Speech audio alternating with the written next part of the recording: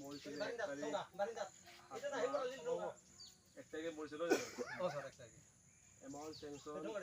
DRF sanction দিছে চৰকাৰে 4 লাখ টকা এইটো একাউণ্টত আহিব আস্তাবলা দাস 3322480745 এইটো চেক কৰি লওক SBI জনাই বুলি কৈছে